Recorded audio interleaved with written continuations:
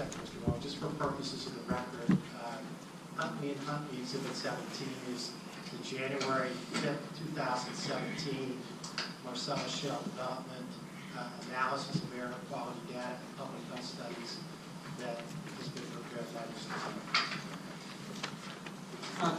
Could you please describe your educational background? Yes, I have a bachelor degree in chemistry and environmental studies from Bowdoin College.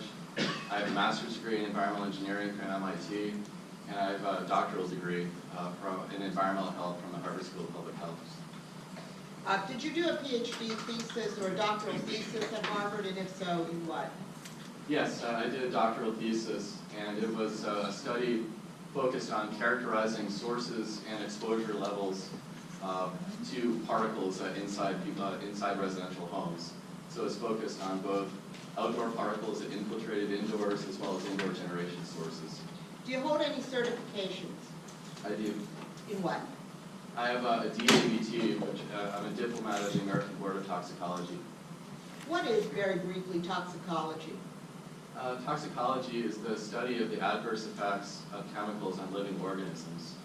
It draws upon a number of different disciplines, including chemistry, biology, and medicine.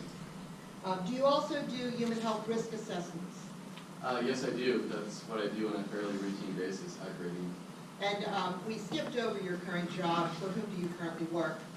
I work for Gradient, which is an environmental and health science consulting company based in Cambridge, Massachusetts. And for approximately how long have you been in that position?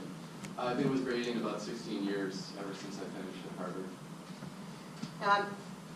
And your CV includes a list of your publications?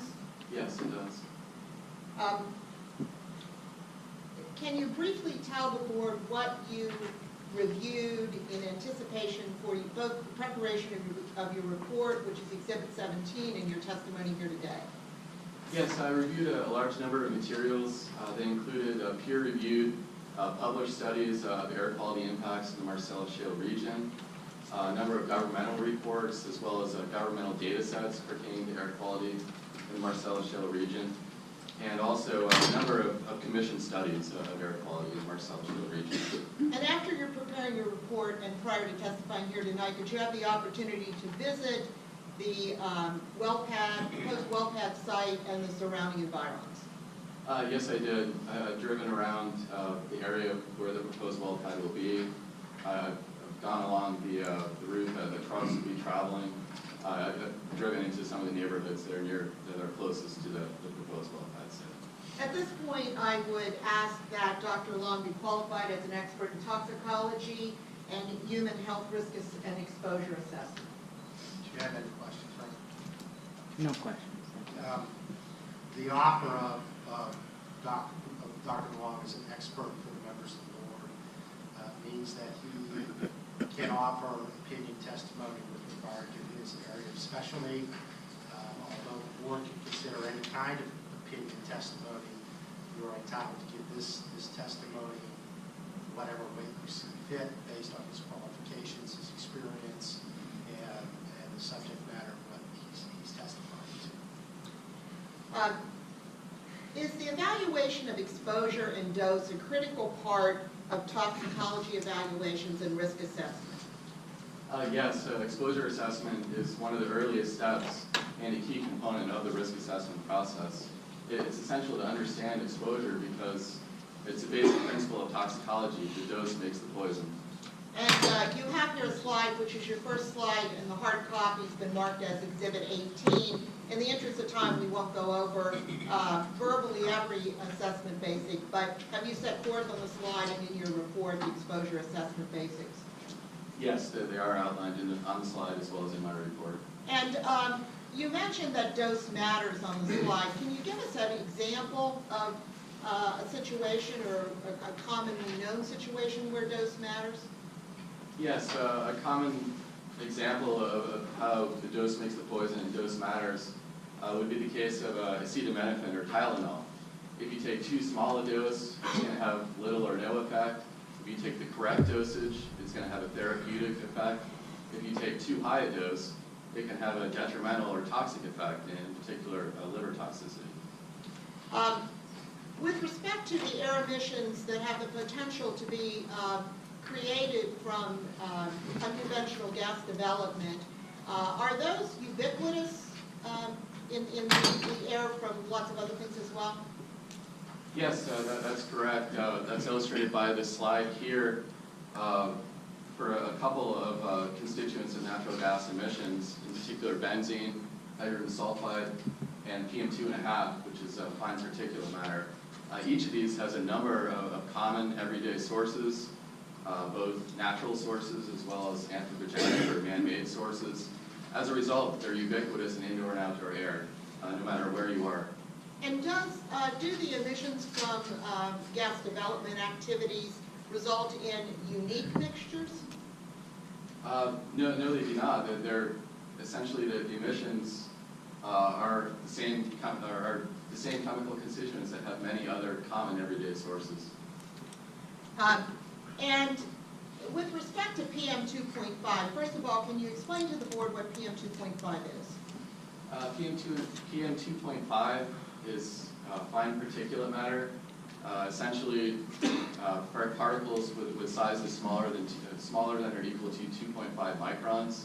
So they're very small. You can't see it, but it's around us all the time.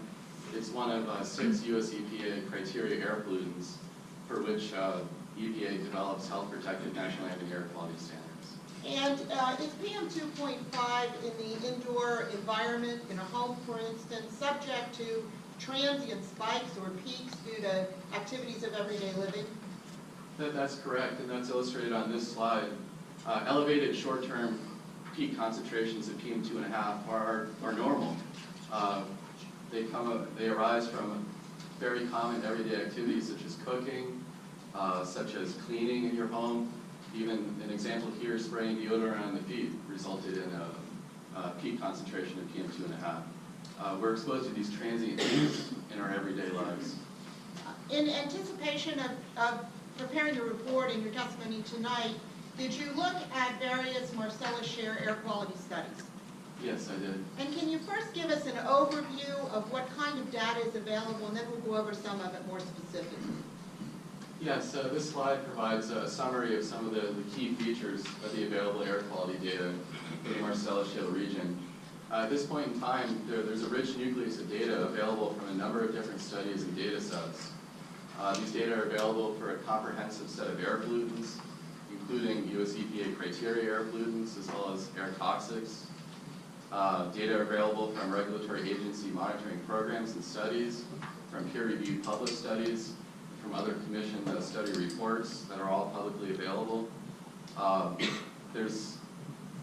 There are multi-year records of data, as well as continuous data that can pick up transient short-term peak events. Studies have targeted different phases of natural gas development activities. There are data for baseline non-activity periods. There are data for drilling, hydraulic fracturing, and then for production phases. And moving then to PM2.5, were you able to determine if the PADEP has any continuous PM2.5 monitors in areas adjacent to gas wells? Can we take just a time out? I need you to scoot up towards the podium. Don't turn your back to the board. Maybe on this side, John, so she could see you, Okay. and we can get you on the microphone. I'm sorry, I apologize. That's okay. It's actually just so much better when you just Use the microphone. because it's mild and If you don't mind passing back and forth, that's what. Well, can you, if I just stand here, That's fine. am I close enough to it?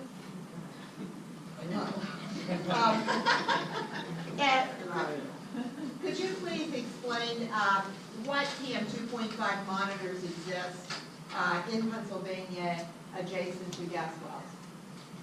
Yes, Pennsylvania DEP has a number of what I'll refer to as continuous PM2.5 monitors in oil and gas areas.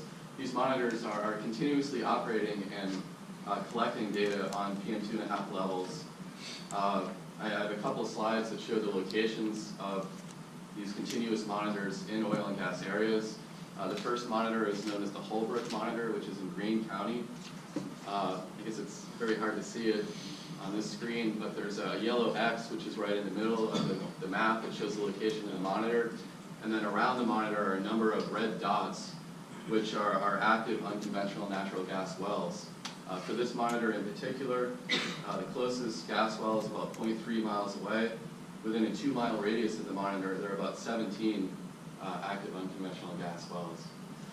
This monitor was, like all of the monitors that I'm going to talk about, they were specifically located to be downwind of natural gas development activities and facilities.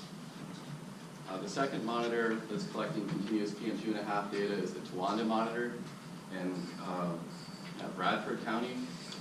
The nearest active unconventional gas well is about 0.2 miles away in this case. And within a 2-mile radius, there are approximately 17 active unconventional wells. And the third monitor is known as the Tioga County monitor. Again, a continuous PM2.5 monitor. The nearest gas well is about 0.5 miles away in this case. And there are within a 2-mile radius of this monitor, there are 18 active unconventional natural gas wells. So currently there are 3 continuous PM2.5 monitors in oil and gas areas. This network of monitors is being expanded, so by the end of 2017, the plan is to have 10 continuous PM2.5 monitors in oil and gas areas. And is the data from these monitors available on a website, specifically the Pennsylvania DEP website? That's correct. These data are publicly available on the Pennsylvania DEP website. And did you go in and download this data from the PADEP website and analyze it? Yes, I did. And what did you determine from that? This slide shows 1 year of data from the 3 continuous monitors in shale gas areas that I just went through. And then it contrasts the data to data for 2 PM2.5 monitors in areas without significant shale gas activity. These are the Aaronsville monitor in Adams County and the Carlisle monitor in Cumberland County. Again, it's hard to see this, but these are hourly data, about 1 year of data. You can see quite a bit of variability as concentrations bump up and down. But if you look at the the data for shale gas activity areas versus the areas without shale gas activity, you see the same variability. You see peaks, they go up and down. Average concentrations are actually a little bit lower in the shale gas activity areas than they are in the areas without shale gas activity. And were you able to do a calculation about whether the PM 2.5 in the shale gas activity monitors exceed or not the National Ambient Air Quality Standards for PM 2.5? I did this calculation. I averaged over this 1 year of data and compared it to the annual average PM2.5 National Ambient Air Quality Standard of 15 micrograms per cubic meter. And the averages, I believe they range from around 7 to 8 micrograms per cubic meter. The highest was maybe 10 or 11, so well below 15. And very quickly, can you explain to the board what the National Ambient Air Quality Standards are? The National Ambient Air Quality Standards are health protective ambient air standards that are set by US EPA. There's a very comprehensive process by which these standards are set. They're periodically updated. They exist for the 6 US EPA criteria air pollutants. In the case of PM2.5, there's an annual average standard, and there's also a 24-hour standard. Were you also able to determine if PADEP has any NO2 monitors in areas of shale gas development? Yes, I did. And what exists? There are currently 3 monitors that measure nitrogen dioxide in oil and gas areas. Nitrogen dioxide is similar to PM2.5 as a US EPA criteria air pollutant. 2 of the monitors are in the same locations as PM2.5 monitors, the Towanda and Tioga County monitors. The third NO2 monitor is known as the Houston monitor, which is in Washington County. That's shown in this map right here. You can see a number of red dots, which are active unconventional natural gas wells around this location. The closest one being about 0.4 miles away.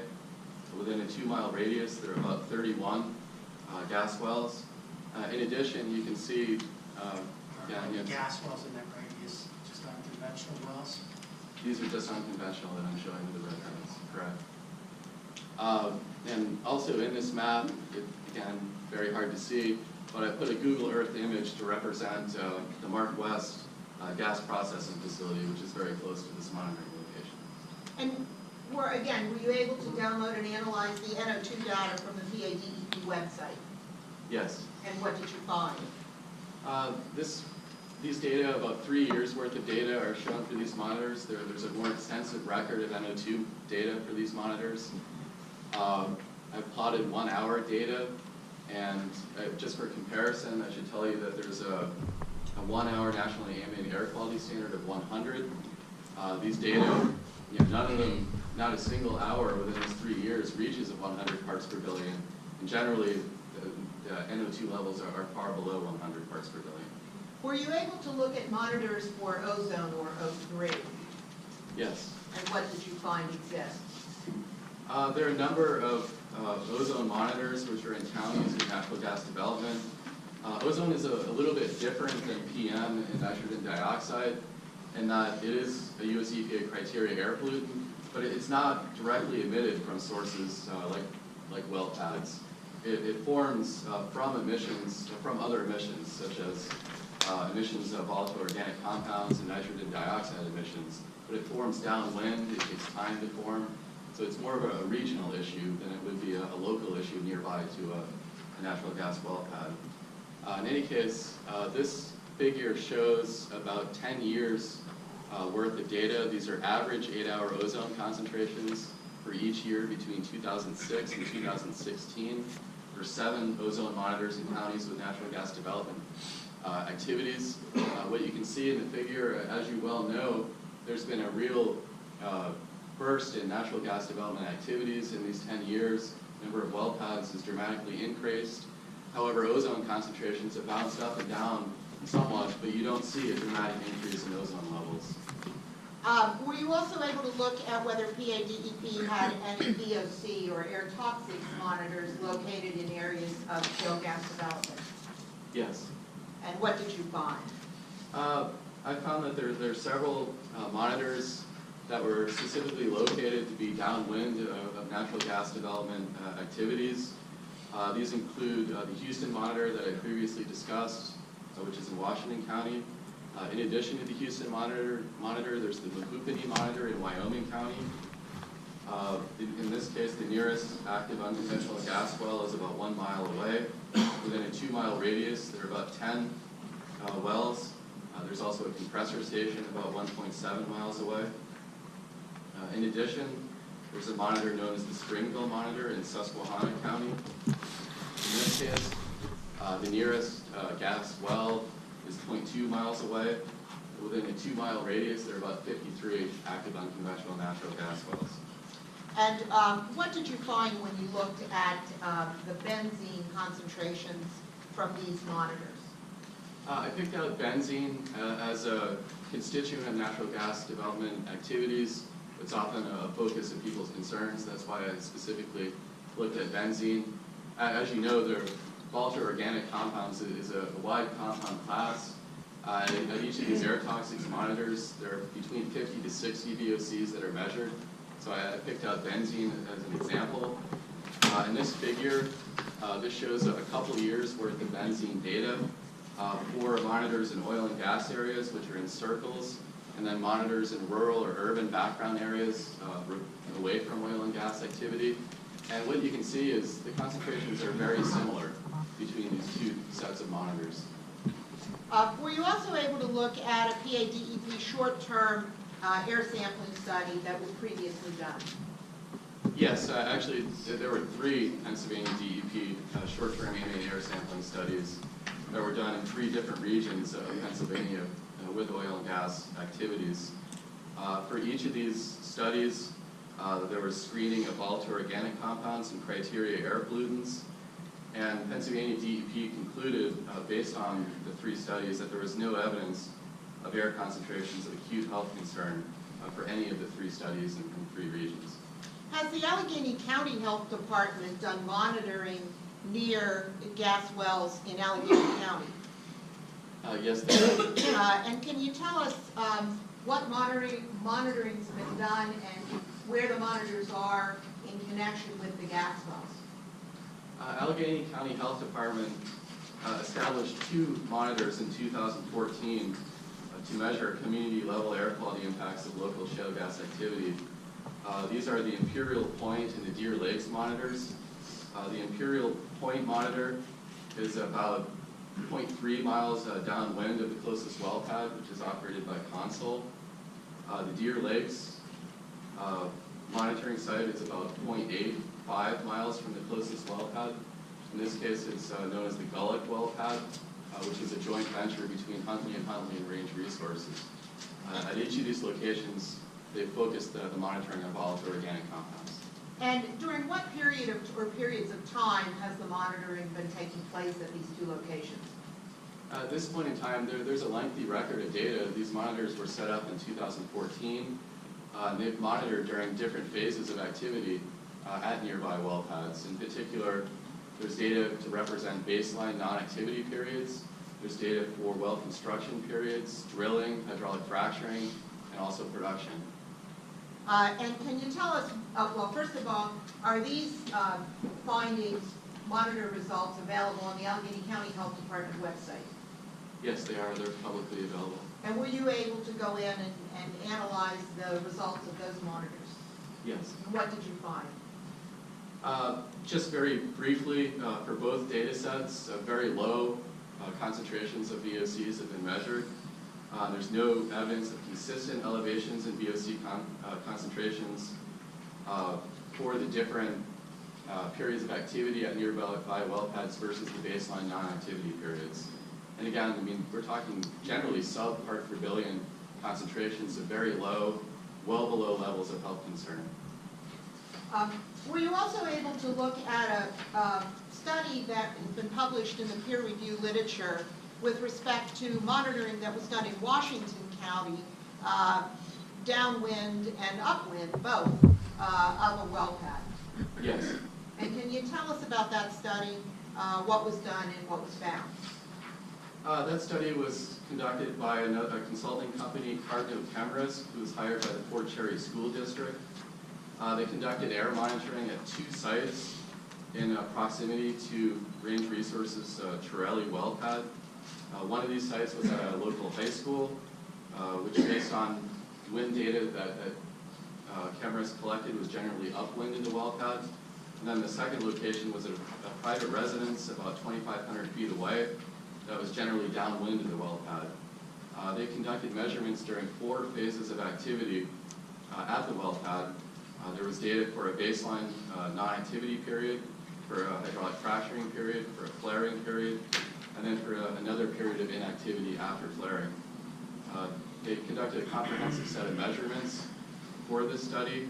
A number of the measurements were continuous, meaning that they were collecting data continuously that could reflect any short-term episodic concentrations. And then they also collected 24-hour canister samples to be analyzed for a large number of volatile organic compound species. And what did they find?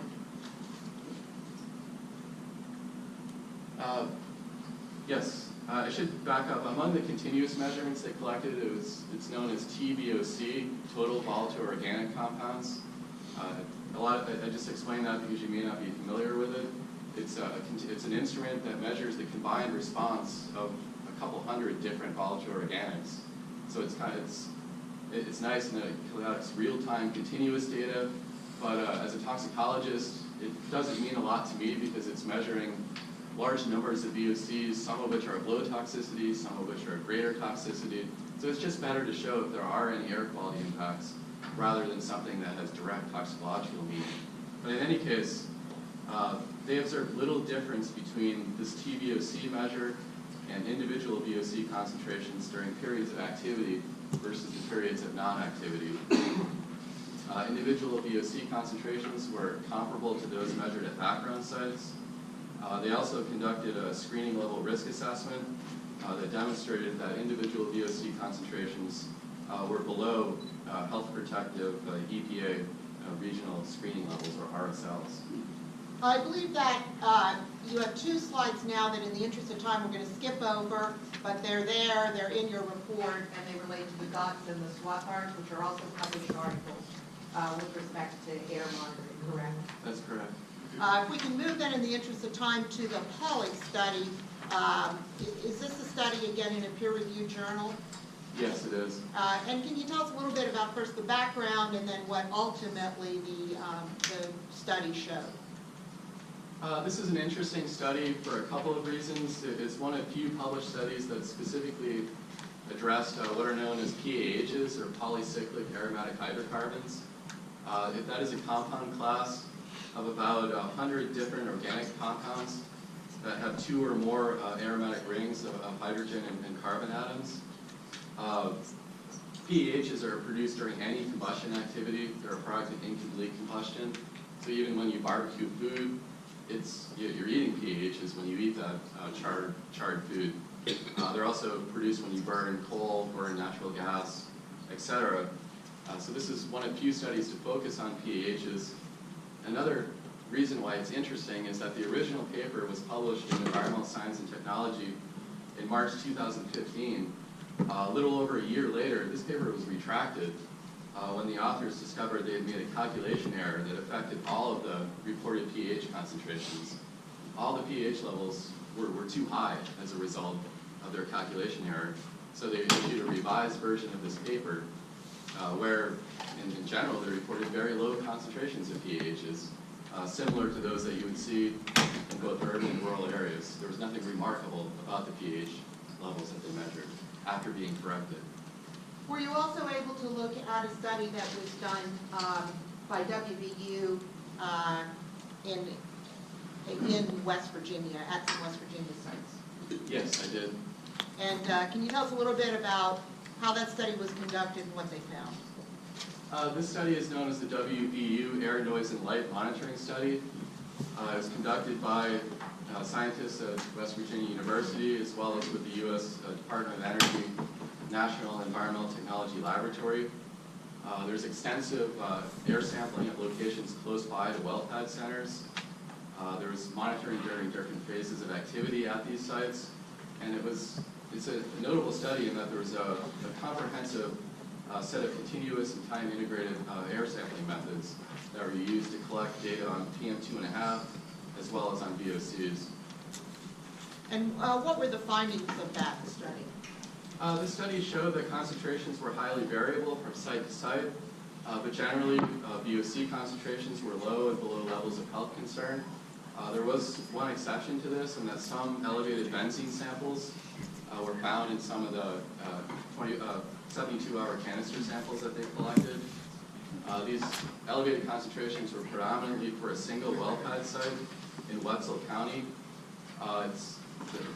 The study investigators acknowledged that there's a possibility that the benzene concentrations may have been impacted by the fact that their mobile sampling laboratory was powered by a diesel generator at that point in time that was nearby to where the data were collected.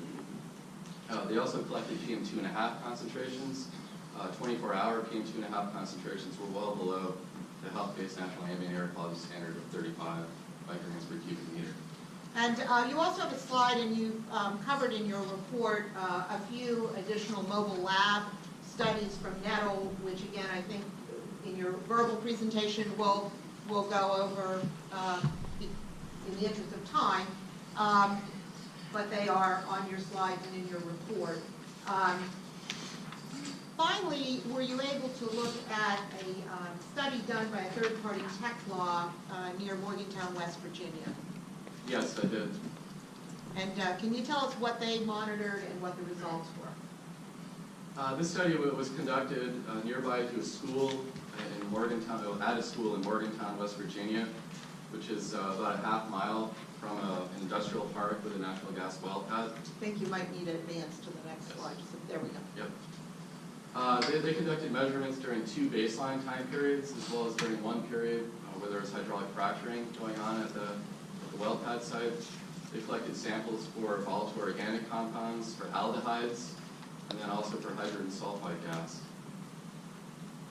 And in general, they concluded that there was a lack of significant changes in these air quality measures between the baseline non-activity periods and the hydraulic fracturing period. Moving on then Were you able to review a report by Beth Weinberger that was offered in this proceeding? Yes, I did. Are you familiar with the studies that she referenced? Yes, I am familiar with them. And again, I'd like to briefly, in the remaining time we have, go over a few of those concepts. First of all, were a number of the studies that she referenced studies known as survey studies? Yes, that's correct. And can you explain to the board essentially what a survey study is and what are the limitations to survey studies? A survey study is probably what you think it is, in that it's people responding to either written questionnaires or orally administered surveys about health symptoms that they're experiencing. This is considered to be a weaker type of health study, useful for developing hypotheses to be tested in more rigorous studies rather than for pinpointing risk factors or making causal determinations. This is due to a number of major study limitations. In particular, these studies have relied on no actual exposure data. They're susceptible to different kinds of bias, in that generally these studies have utilized what's known as a convenient sample of people rather than a random sample. In some cases, surveyed individuals were people actively seeking out help for their concern about living near natural gas development sites. These studies generally haven't employed rigorous statistics. In addition, they rely on self-reported health symptoms. These are not doctor-diagnosed type health symptoms. And were most of these health symptoms things that one would expect a population to have transiently, like headaches and rashes and sinus problems and fatigue, etc., nausea and vomiting? That's correct. They focus on very common health symptoms that we all experience. Now, there were also some epidemiological studies that were contained in the report. Did any of those epidemiologic studies use actual air monitoring data along the lines or such as the data that you've gone over in terms of what's actually in the air in the vicinity of gas operations? No, they did not rely on actual exposure data such as air monitoring data. They relied on what I would characterize them as exposure surrogates rather than actual exposure data. And do you have a slide, I think, next that addresses some of that? Go ahead. I do, and just to explain what I mean by exposure surrogates, for instance, one epidemiologic study, the Stacy et al. Study, relied on inverse distance weighted well counts within 10 miles. Another study relied on the number of wells within a zip code and also well density. So these are surrogates of exposure rather than actual measures of exposure. Rather than the actual measures of exposure that you testified about in the first part of your testimony. That's correct. If we can go on then, and again, in the interest of time, this is some more detail about some of those exposure surrogates that you used in the next slide, correct? That's correct. Now, if you can go on to the next slide. Let's scoot up just a little. I'm sorry. Could you trail off? I need to see you. Okay. Your voice will trail off at the end of the sentence, so I can't see you. If you can go to the next slide then. It deals with the birth outcome studies that I believe were addressed in the Weinberger report. Is that correct?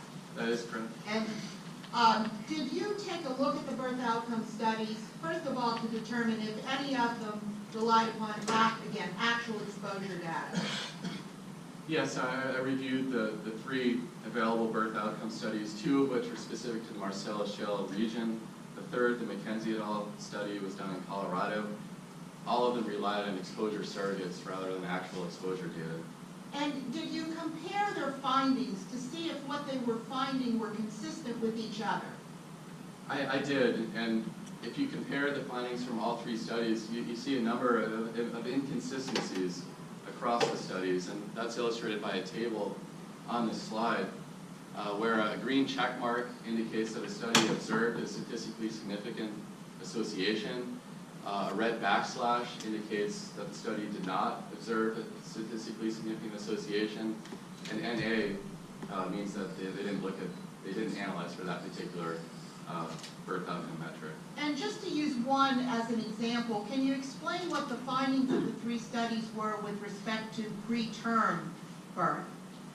Yes, preterm birth is the first column in the table.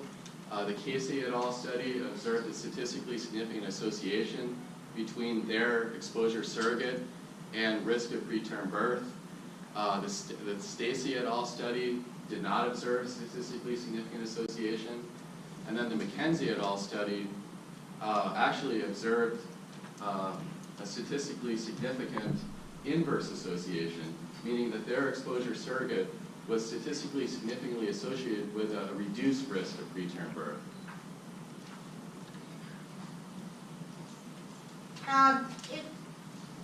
If you could, again, in the interest of time, we're going to pass over some of these slides. Can you tell us a little bit about the Tustin nasal and sinus and migraine study? And again, in the interest of time, it's discussed in your report and on the slide, but if you can tell us at least one of the bullet point limitations there or problems that you found with that study. Right, I'll just focus on one of the limitations to that study, and that's illustrated in 2 of the maps shown in this slide. The map on the top, you'll see a number of blue, or they look like blue or black dots. Those are study participants that were within the highest exposure quartile in that study. If you look at the map below it, that map shows study participants within the other exposure quartiles. So these were lower exposed individuals according to the surrogates of exposure that they relied upon. And you'll see a difference in where these people live. The people in the highest exposure quartile live farther north than people in the other exposure quartiles. So this is known, it's possible that this results in what's known as spatial confounding, that there's something else besides natural gas development activity that could be underlying the associations observed in this paper. This is something acknowledged by the study authors, that it's difficult for them to control for it. Another potential explanation besides natural gas development activity. And again, this study, like the others, did it rely upon any actual air monitoring or exposure data, or did it rely upon the exposure surrogates? It relied upon several exposure surrogates, none of which have been validated against actual exposure data, such as air monitoring data. And then finally, the Rasmussen study on asthma, again, did it rely upon actual exposure data or exposure surrogates? It relied on exposure surrogates. And was there an inconsistency in its results as compared to other existing public data? Yes, this slide illustrates an inconsistency, and that this slide shows data from Pennsylvania Department of Health. It's a map of age-adjusted inpatient asthma hospitalization rates by county for a 5-year period. What you can also see, there are yellow dots that represent all sputted natural gas wells. And what you can see in this figure is that in the counties with a lot of yellow sputted gas wells, those are actually they have among the lowest asthma inpatient hospitalization data when you look at actual data from Pennsylvania Department of Health. Now, are you familiar with the spec monitors that are used by the Environmental Health Project that was discussed in the Weinberger report? Yes, I am familiar with the spec monitors. And has there been data published about the reliability or lack thereof of those spec monitors? And first of all, maybe I should ask you quickly to tell us, what do spec monitors measure? Spec monitors are relatively inexpensive handheld monitors that provide continuous measurements of both PM2.5 mass concentration as well as particle count concentration. They're more, I would say, prototypes rather than something that has been extensively validated and commercialized. Has EPA and other third-party consultants looked at the reliability of spec monitors both as to each other? In other words, if you put 2 side by side, do they get the same results? And also as to validated EPA PM 2.5 monitors set beside them. Yes, so some validation studies have been performed by US EPA investigators, by investigators in California with the South Coast Air Quality Management District, and also some researchers at Clarkson University have done some validation testing of specs and other handheld monitors. And what have they concluded or found? They've found in general that the spec can often over-measure PM 2.5 compared to US EPA federal reference method or federal equivalent method. They found that the spec units can be affected very much by high humidity. They can give kind of artifactual results due to high humidity. They found that when you put two specs side by side, oftentimes they're not measuring the same concentrations. They've also shown that the specs can sometimes measure peak concentrations which aren't measured by more extensively validated side-by-side instruments. Dr. Long, based on everything that you have reviewed and that you have discussed extensively in your report, do you have an opinion with a reasonable degree of scientific certainty regarding the health effects from air emissions from unconventional natural gas development? Yes. And can you tell the board what that opinion is? My opinion is that there's now available a sizable body of Marcellus Shale ambient air monitoring studies that can be used to assess the nature and potential health risks of community-level air exposures that may arise from natural gas development-related activities. This body of data does not support claims of widespread air exposures, a public health concern for typical natural gas development operations. Thank you. Thank you. Mr. Hamilton? Just to forewarn, it's quarter after, so it's the cost to do our business.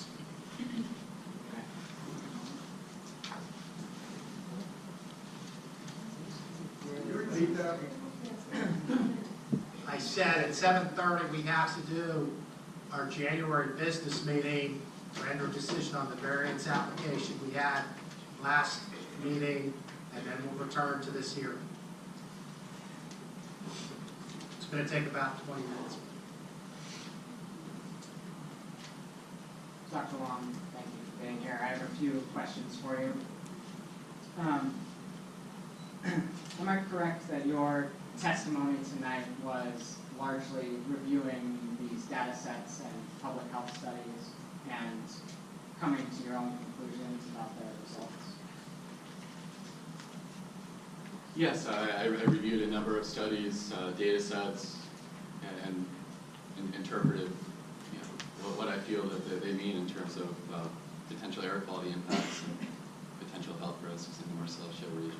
And how did you determine which data sets and studies to include in your analysis? I performed literature searches to identify relevant studies.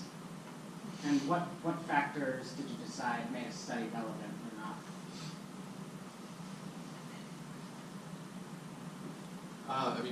For the most, I believe that I tried to utilize any air quality data that was available pertinent to the Marcellus Shale region.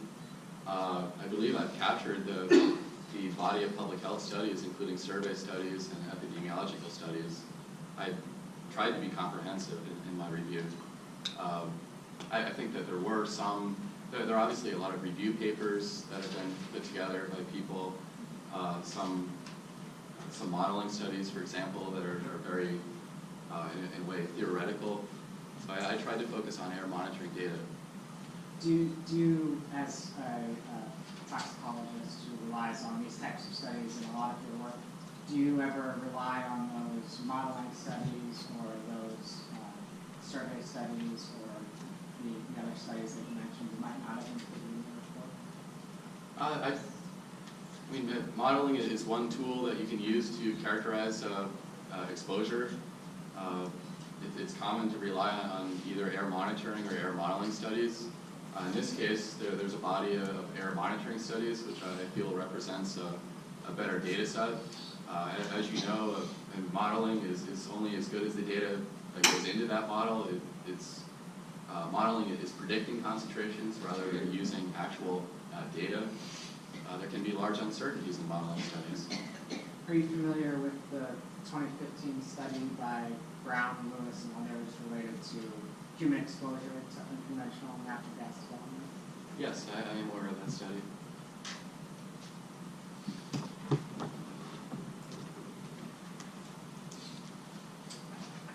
Dr. Long, is this that study that you're referencing, the document in front of you? Can I mark this as exhibit 1? Okay. Actually, we mark that as exhibit A. Exhibit A. I have one.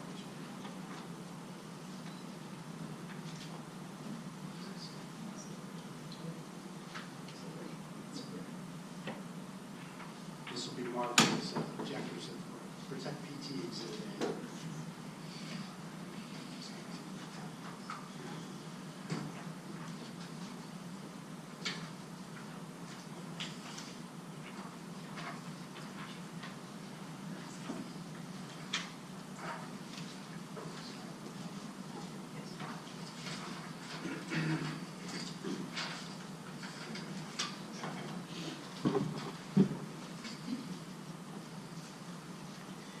Dr. Long, you said you're familiar with this report. Yes, I've read this paper. So are you aware that based on a case study of shale gas development in Washington County, Pennsylvania, the study concludes that households near unconventional natural gas development sites are subjected to variable particulate and chemical air exposures that might reach dangerous levels?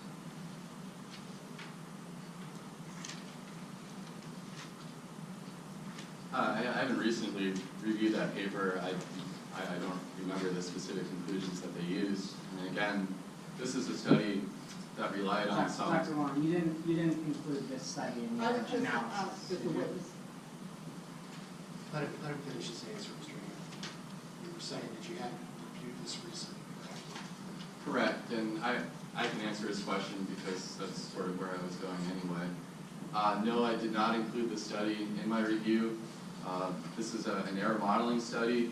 The authors themselves acknowledged that their air emissions that they used as the basis for their modeling are highly uncertain. I believe they even said that they used overestimates of emissions. I relied on actual air monitoring studies rather than theoretical, uncertain modeling studies like this one. Dr. Long, has your report or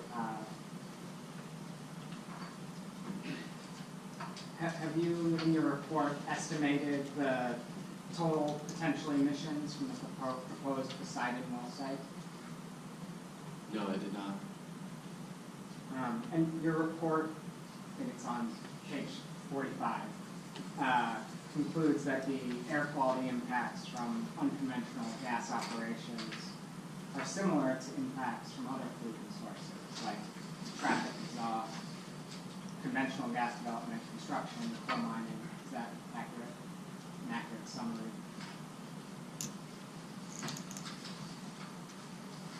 Township report. Yeah. Yeah, sorry.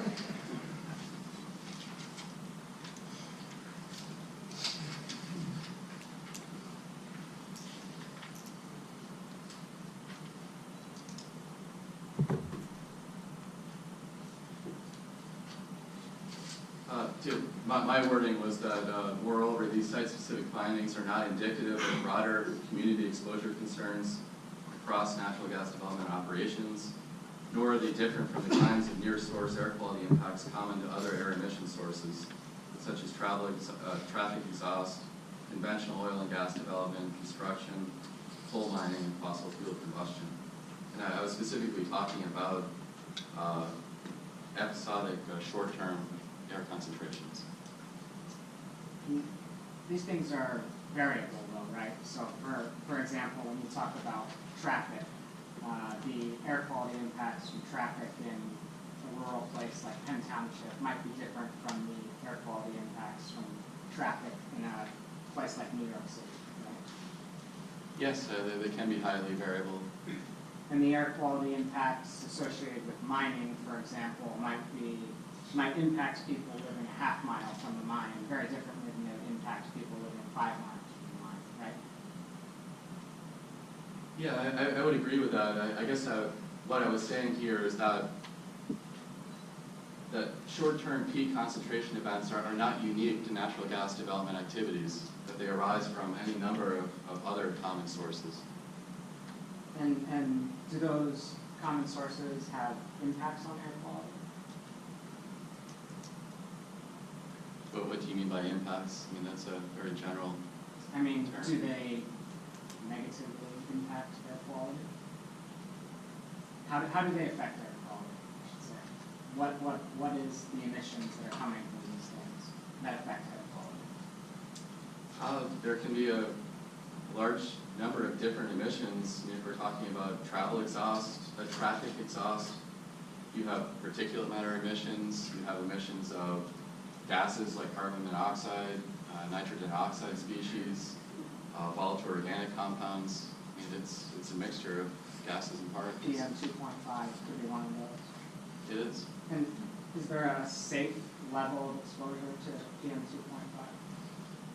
US EPA has developed health protective national ambient air quality standards for PM 2.5, which I talked And about. what do those standards mean?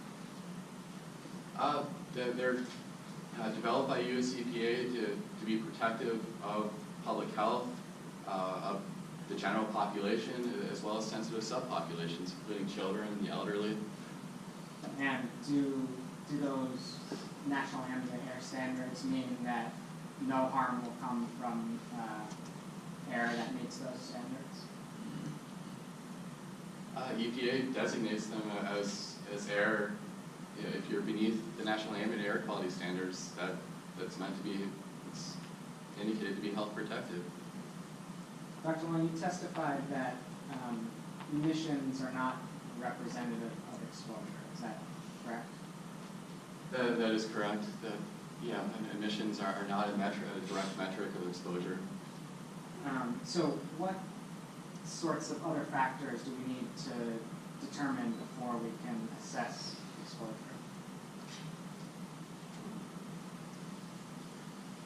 Well, I think I've talked about air monitoring data being a metric of exposure rather than air emissions. Okay. And how does that air monitoring data help you evaluate exposure? Are there other factors that you need other than that data? Sure, there are. I mean, exposure is a function of concentrations in the air, but also the frequency and duration of exposure as well. So they're sort of human factors that determine exposure. And one of your critiques of these kind of human health survey studies is that they don't use actual exposure data. That's correct, yes. So a study using actual environmental exposure data would be, in your opinion, the best way to evaluate health impacts or impacts to air quality. I mean, that's not a simple question to answer, in that there are many other factors that affect whether a study is of high quality. But if you had actual exposure data and emissions data, that would be certainly a step in the right direction. Is that going to give you a better study, for instance, than the survey studies that you critiqued? Again, it depends what type of study you're talking about. Well, you just told me that the survey studies are, in your opinion, inadequate because they do not use emissions data and exposure data. I think I said that that's one of their limitations. Okay. I believe I talked about a number of other limitations besides just that. Okay, so if you had actual environmental exposure data, would you be qualified to assess the potential impacts to air quality? Is that something that you would do as part of your profession? Well, I've talked any number of times that air monitoring data can be used as it is a useful tool to assess levels of exposure, yes. And I noticed in some of these reports you have different types of air monitoring data. There's mobile data, there was fence line data. What in your opinion is the best way to monitor for these air quality issues?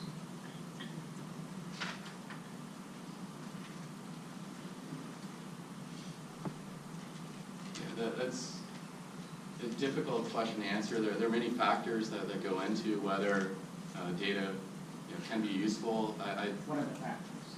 I mean, you want to measure, you want to make measurements where people may be exposed.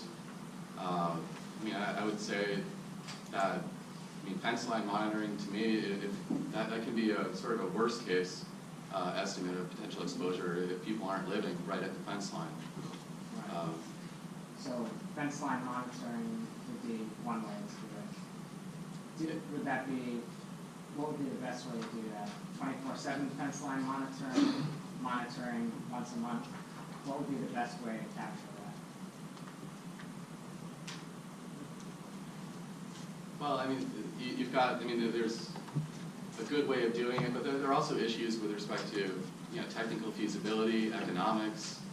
I'm just asking from the perspective of someone who's critiqued these other studies who don't use that term. Right. I mean, measuring PM2.5, I think installing continuous PM2.5 monitors, the way Pennsylvania DEP is doing, that's a good way of understanding both long-term trends and concentrations as well as whether there are short-term peaks. Is there anything else you would do to get a better study understanding the impacts on air quality? I've talked about a number of studies that have been performed, collecting a comprehensive set of data. The Cardinal camera study that was done in Mount Pleasant Township. That study nicely incorporated some continuous measures, and then it also collected canister samples to be analyzed for a wide variety of VOCs. You really need a mixture of both continuous instruments as well as time-integrated samples. I mean, one can't do everything. Right. So you need multiple different ways to measure these impacts. Yes, and then that's been done in a number of studies that are available. Are there any other factors that you would want to consider in coming up with a study that you think captures the impacts? Again, I mean, that's a very general study, general question. That's not something I've specifically focused on for this. I mean, I've focused on what are the available data, what do they mean in terms of potential air quality impacts. And in the absence of studies using actual exposure data, would you agree that these surrogate studies and survey studies do provide us with information that toxicologists or public health professionals would rely on and draw information from? I believe there is a purpose and use of these studies.